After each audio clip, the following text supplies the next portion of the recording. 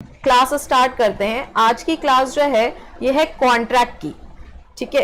Tort के बाद जो सबसे इंपॉर्टेंट टॉपिक है, जो सबसे इंपॉर्टेंट सब्जेक्ट है हमारा लॉ में, वो है कॉन्ट्रैक्ट, जहां से सबसे ज्यादा क्वेश्चंस आते हैं। तो कॉन्ट्रैक्ट की बात करते हैं। अब देखो कॉन्ट्रैक्ट क्या है, सबसे पहले तो इस चीज को समझना है कि कॉन्ट्रैक्ट क्या है। कॉन्ट्रैक्ट को अगर हम डिफाइन करें तो section 2H of Indian contract act कहता है, section 2H of Indian contract act, अभी मैं लिखूंगी पहले सुन लीजिए। Section 2H of Indian contract act कहता है an agreement enforceable bye law is a contract. An agreement enforceable bye law is a contract. तो लिखिए,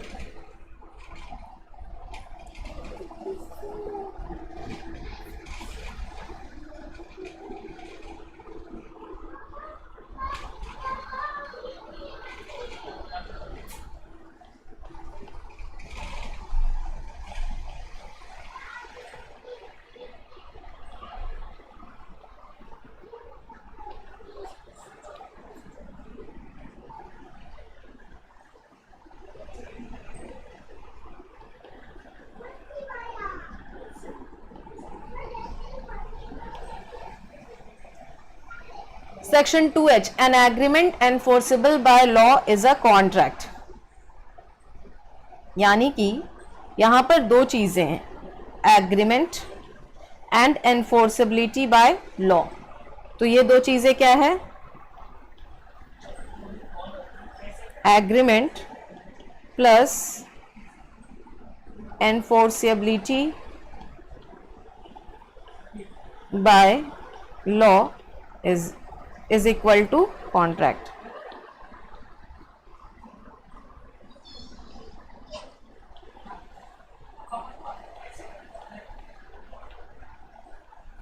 agreement plus enforceability by law is equal to contract. आप लिख लीजिए, फिर मैं आगे बढ़ती हूँ।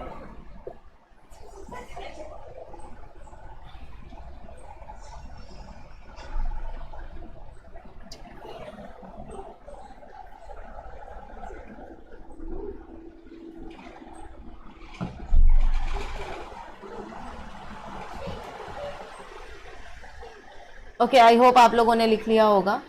देखो, जब हम कॉन्ट्रैक्ट की बात करते हैं तो हम अपने डे टू डे लाइफ में बहुत सारे कॉन्ट्रैक्ट्स में एंटर करते हैं, ठीक है। हम अपने डे टू डे लाइफ में बहुत सारे कॉन्ट्रैक्ट्स में एंटर करते हैं।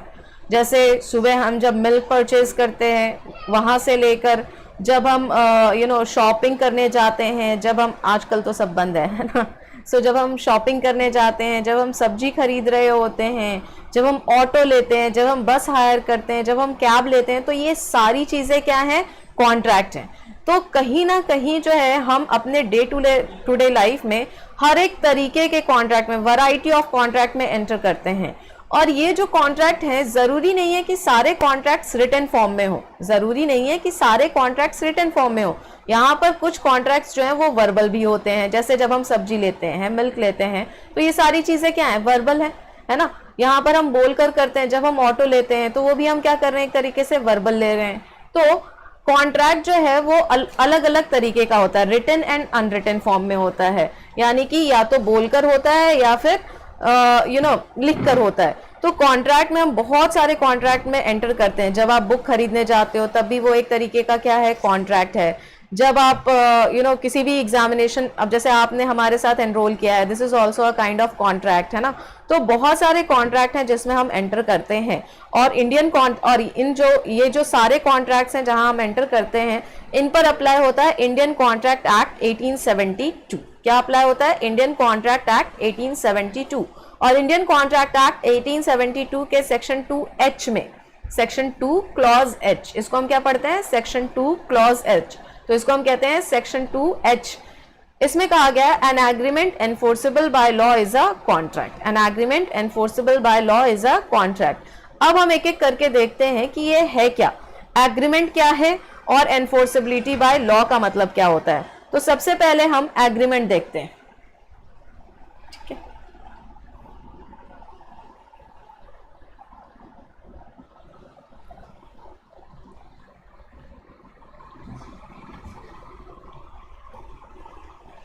Agreement, okay. सो एग्रीमेंट क्या है,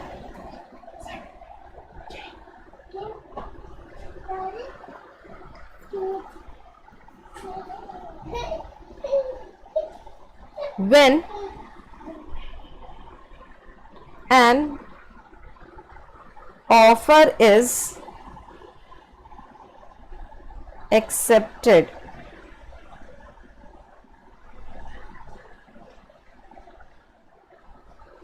as it is made, that becomes an agreement. When an offer is accepted as it is made, that becomes agreement. When an offer is accepted as it is made, that becomes an agreement. ठीक है, अब यहाँ पर दो चीजें, offer and acceptance. ठीक है, सो agreement क्या होता है? ऑफर प्लस एक्सेप्टेंस आप कह सकते हैं, बट एक्चुअली इसमें है क्या कि ऑफर और एक्सेप्टेंस मिलके बनता है प्रॉमिस. क्या बनता है? प्रॉमिस. जैसे जब आप कोई चीज परचेज करने जाते हो, तो जब ये मार्केट में आप देखते हो तो वो क्या हो गया? ऑफर. जब आप उसको लेते हो तो वो क्या बन गया? आप देखते हो तो वो क्या बन गया? एक्सेप्टेंस. लेकिन जब उसके साथ कंसिडरेशन लगती है, कंसिडरेशन मतलब वैल्यू ऐड हो जाती है, तब वो जाकर वो क्या बनता है? Agreement. So offer and acceptance is promise. ठीक है, promise plus consideration is equal to agreement. ठीक है, कंसिडरेशन फिलहाल आप समझिए वैल्यू. कंसिडरेशन का मतलब क्या होता है? वैल्यू. कंसिडरेशन का मतलब क्या है? Value. So offer plus acceptance is equal to promise. Promise plus consideration becomes agreement. और कंसिडरेशन का मतलब क्या होता है? वैल्यू. जैसे एक एग्जांपल लेते हैं, आप बुक खरीदने गए. ठीक है, अब शॉप में जब आप जाते हो तो आप देखते हो कि बुक्स रखे हुए हैं, तो वो क्या हो गया? वो हो गया ऑफर. ठीक है, आप जब उसको लेते हो, बोलते हो भैया ये जरा दिखाना मुझे, तो आप लेते हो, ये क्या हो गया? एक्सेप्टेंस. जब आप वैल्यू उसको पे कर देते हो तो वो क्या बन गया? कंसिडरेशन. तो उसके बाद क्या होता है? एग्रीमेंट. यानी जब आप बुक परचेज करते हो तो उसमें ऑफर, एक्सेप्टेंस और कंसिडरेशन तीनों चीजें होनी चाहिए, तब जाकर वो क्या बनता है? एग्रीमेंट. ठीक है, तो बेसिकली ऑफर जो है वो एक इंसान बनाता है, रेज करता है, और दूसरा उस ऑफर को एक्सेप्ट करता है, और इसके साथ एक वैल्यू ऐड की जाती है, तब जाकर ये क्या बन जाता है? एग्रीमेंट. ठीक है, तब जाकर ये क्या बन जाता है? एग्रीमेंट. जैसे सपोज करो कि मुझे जो है, मेरे पास कोई मोबाइल फोन है. ठीक है, और मुझे उस मोबाइल फोन को बेचना है. अब मैंने कहा कि मैं इस मोबाइल फोन को 10,000 में बेचना चाहती हूँ. कोई जो है मुझे कहता है कि ठीक है, आई अग्री, मैं अग्री करता हूँ और मुझे ये मोबाइल जो है वो 10,000 में दे दो. तो यहाँ पर तीनों चीजें हैं. ऑफर मैं रेज कर रही हूँ, एक्सेप्टेंस सामने वाला ले रहा है, और साथ में क्या है? Value. Value of the mobile वो क्या है? 10,000 रुपीज. ठीक है, तो यहाँ क्या बन गया? ये एग्रीमेंट. क्लियर है? यहाँ क्या बन गया? ये एग्रीमेंट. यहाँ क्या बन गया? एग्रीमेंट.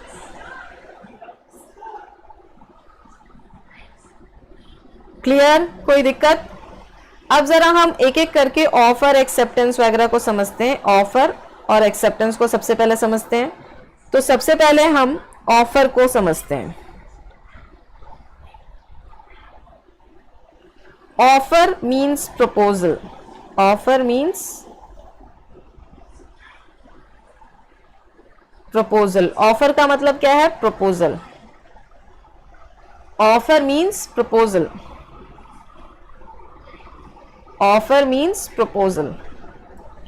ऑफर जो है वो अलग अलग तरीके का होता है. तो ऑफर में मतलब काइंड्स ऑफ ऑफर. अब वो क्या क्या होते हैं?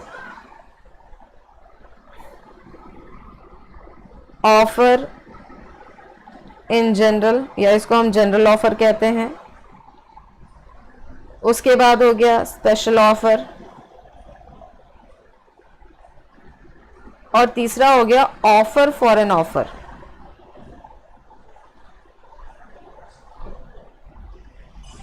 ठीक है, आई होप आप लोगों को समझ में आ रहा होगा। ठीक है, ऑफर फॉर एन ऑफर। और एक और है जिसको हम कहते हैं ऑफर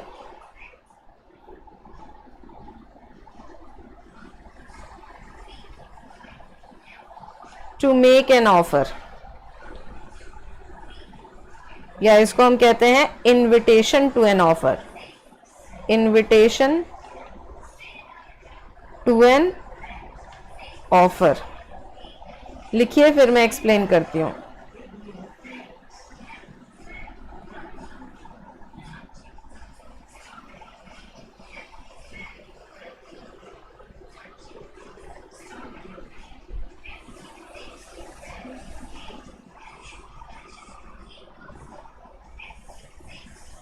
अब एक एक करके देखते हैं। देखो, ऑफर इन जनरल का मतलब है कि जनरली ये सबके लिए। ऑफर इन जनरल मतलब सबके लिए। ठीक है, जैसे जब आप शॉपिंग करने जा रहे हो तो वहां कोई ऐसा तो नहीं होता कि this is only for this. Special offer वहां पर तब आता है जैसे this is only for ladies, लेकिन ऐसा तो है नहीं कि जेंट्स जाकर परचेज नहीं कर सकते हैं। तो ऑफर इन जनरल मतलब जो सबके लिए होता है, जो सबके लिए इक्वल है। स्पेशल ऑफर का मतलब होता है, स्पेशल ऑफर का मतलब होता है जब हम इसमें कोई स्पेसिफिक कंडीशन इंपोज करते हैं। स्पेशल ऑफर मतलब स्पेसिफिक कंडीशन। जैसे आपने बहुत बार देखा होगा कि लोग लगाते हैं टू लेट। टू लेट कहाँ लगता है? जहां पर किराए के लिए मकान देना होता है। सो लोग लिखते हैं टू लेट। अब यहाँ पर वो कंडीशन अप्लाई कर देते हैं, only for family, only for girls students, only for boys students. तो ये क्या हो गया? Special offer. ये क्या हो गया? Special offer. जैसे कुछ चीजें जो होती है this is only for adults, है ना, तो वहां क्या होता है 18+, तो वो क्या हो गया? Special offer. तो ये दो चीजें आपको समझ में आ रही होंगी, offer in general and special offer. अब हम बात करते हैं ऑफर फॉर एन ऑफर। जैसे जब आप कोई चीज परचेज करने गए और उसका एक अमाउंट होता है लाइक 10,000, आप बोलते हो नहीं मैं उसको 8,000 में लूंगी, तो ये क्या हो गया? Offer for an offer. आपने सामने वाले के ऑफर के लिए एक और ऑफर कर दिया, यानी 10,000 उसने बोला और आपने क्या बोला? 8,000। तो ये आपका ऑफर हुआ सामने वाले के ऑफर के लिए, तो this is called offer for an offer. उसके बाद है offer to make an offer. Offer to make an offer यानी इनविटेशन टू एन ऑफर। ये बेसिकली एग्जाम्पल, बहुत अच्छे एग्जाम्पल इसके हैं। जैसे जब हम देखते हैं कि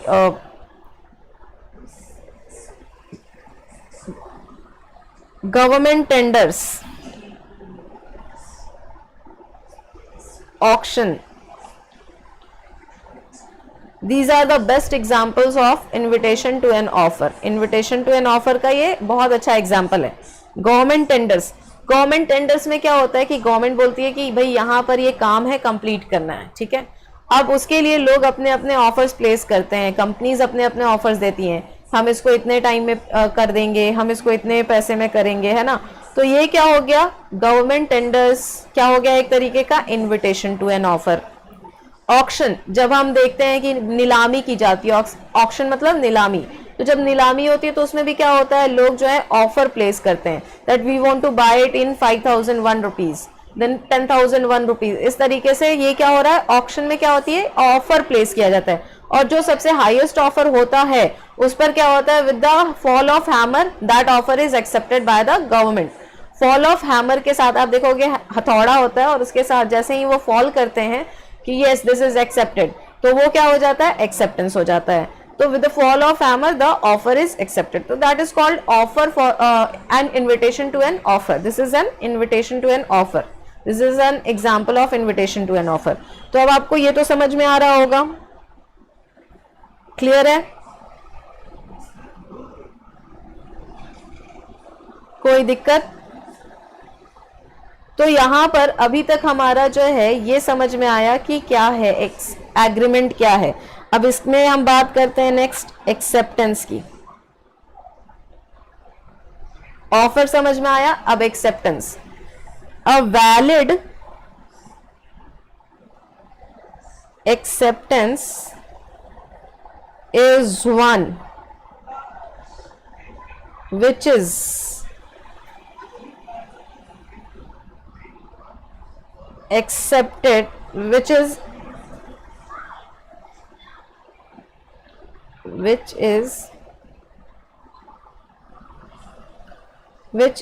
an acceptance of an offer as it is made। यानी वैलिड एक्सेप्टेंस किसी भी ऑफर का वो है जब ऑफर को एज जिस तरीके से वो किया गया है उसी तरीके से वो एक्सेप्ट किया जाए।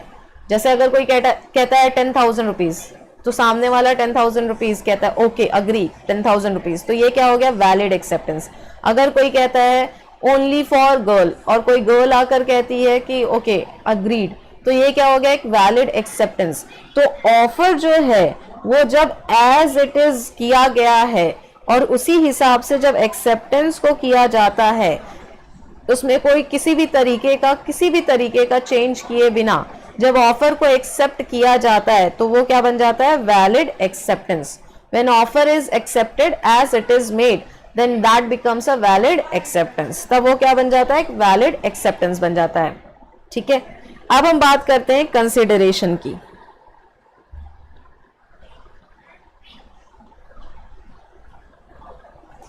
अब किस चीज की हम बात करेंगे कंसिडरेशन। तो कंसिडरेशन के लिए है consideration means should have some values in the eyes of law. So it means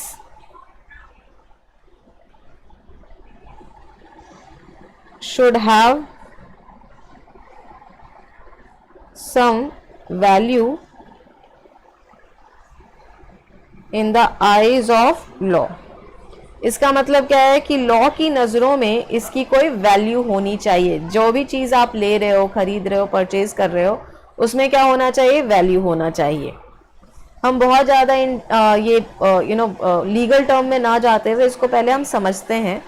मैं इसीलिए इसमें डेफिनेशंस जो है वो सारे डेफिनेशंस कॉन्ट्रैक्ट के अकॉर्डिंग नहीं लिखवा रही हूँ।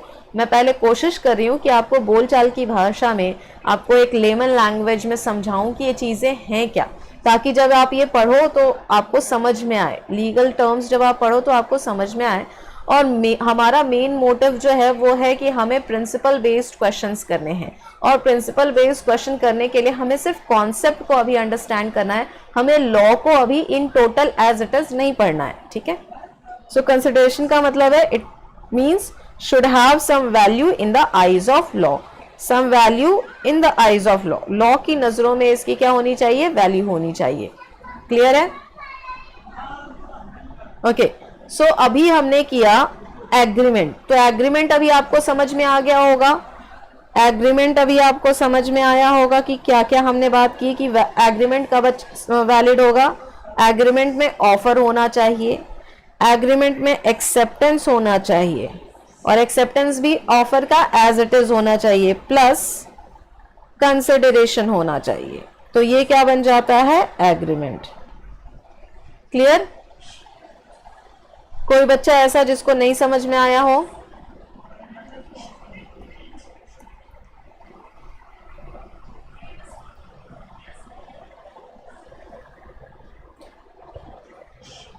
तो ये हो गया एग्रीमेंट का पार्ट कॉन्ट्रैक्ट के डेफिनेशन में।